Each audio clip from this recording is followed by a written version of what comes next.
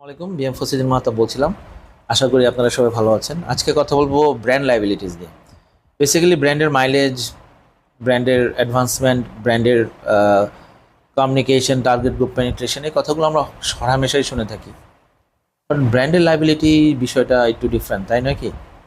আচ্ছা, ব্র্যান্ডের লায়াবিলিটি হচ্ছে ব্র্যান্ডের দীর্ঘযাত্রায় একটি ব্র্যান্ড যখন ম্যাচুরিটি স্টেজে চলে আসে তখন ওই জায়গাটা স্ট্যাবল রাখার জন্য সে ব্যাকএন্ডে অনেক ধরনের ইনোভেশন, ডিফারেন্সিয়েশন, টার্গেট গ্রুপের পেনিট্রেশনের জন্য কন্টিনিউয়াসলি হলিস্টিক প্রসেসে তারা আইএমসি প্র্যাকটিসটা করে। দ্যাট মিনস হচ্ছে ইন্টিগ্রেটেড মার্কেটিং কমিউনিকেশন, টার্গেট গ্রুপকে কনসিডার করে। সো এটাই এবং কন্টিনিউয়াসলি তাকে নাম্বার ওয়ান হওয়ার জন্য, নাম্বার ওয়ান থেকে যাওয়ার জন্য, এবং সে নাম্বার ওয়ান থেকে যেন ছিটকে দূরে সরে চলে না যায় সে অবস্থানটা ধরে রাখার জন্য কন্টিনিউয়াসলি বিভিন্ন এঙ্গেজমেন্টাল বা টার্গেট গ্রুপ পেনিট্রেশনের মধ্যে দিয়ে এই জার্নিটা কমপ্লিট করতে হয় বা ধরে রাখতে হয়। এটাই হচ্ছে ব্র্যান্ডের লায়াবিলিটিস।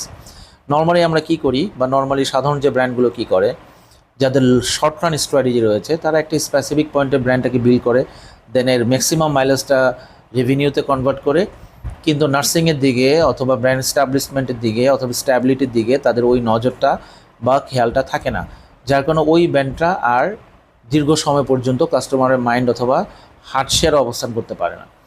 কিন্তু যারা লং রান ব্র্যান্ড স্ট্র্যাটেজিস্ট, যারা খুবই পটেনশিয়াল মার্কেটার অথবা যারা ভালো ব্র্যান্ড কাস্টেডিয়ান, তারা যেটা করে সেটা হচ্ছে ব্র্যান্ডের একটা সাস্টেনেবল গ্রোথ রাখার পাশাপাশি ওর ম্যাচুরিটি স্টেজে ওকে স্ট্যাবল রাখার জন্য ম্যাক্সিমাম বাজেটটাকে এক্সপেন্স করে।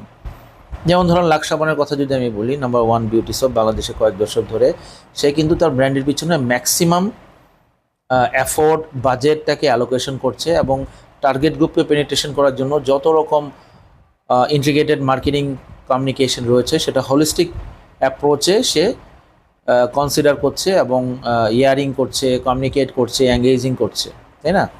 তো লাক্স তো অনেক বড় ব্র্যান্ড, প্রায় 100 বছরের ব্র্যান্ড। সে চাইলে কিন্তু শুধুমাত্র তার নাম লাক্স এই দিয়েই সে মানে তার ব্র্যান্ড মাইলেজটাকে ধরে রাখতে পারতো না, আসলে তা পারতো না, বিকজ কম্পিটিশন কন্টিনিউয়াসলি তাকে হ্যামারিং করছে তার জায়গা, তার শেয়ার ধরে রাখার জন্য। কিন্তু লাক্স সেই সুযোগটা অ্যাকচুয়ালি করতে দিচ্ছে না, এবং এর পেছনে অনেক ধরনের এক্সারসাইজ রয়েছে, ইঞ্জিনিয়ারিং রয়েছে, বিভিন্ন রকম ব্র্যান্ড প্রমোশনাল কমিউনিকেশনাল প্ল্যান রয়েছে।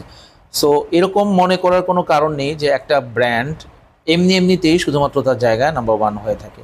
সো ব্র্যান্ড বিল্ডিং করা যেমন একটা টাফ চ্যালেঞ্জেস, একটা long journey, at the same time তার চেয়ে বেশি টাফ হচ্ছে ব্র্যান্ডটাকে ধরে রাখা, তার স্ট্যাবল পয়েন্টটাকে, তার ম্যাচিউর পয়েন্টটাকে, তার গ্রোথ পয়েন্টটাকে ধরে রাখা, এবং নতুন নতুন যে কাস্টমার এডিশন হচ্ছে তার টার্গেট গ্রুপ হিসাবে তাদেরকে কন্টিনিউয়াসলি তার সাইকোলজিকে অ্যানালাইসিস করে সেই সাইকোলজিগুলোকে পেনিট্রেট করা এবং ব্র্যান্ড টার্গেট গ্রুপের কাস্টমার এন্ডে বা টার্গেট গ্রুপের মাইন্ডসেট এবং হার্টশেয়ারে তার পজিশনিংটাকে ধরে রাখা। তাহলে একটা ব্র্যান্ড 1 নাম্বার অথবা মার্কেট লিডার হওয়ার স্ট্যাবিলিটি গেইন করতে পারে।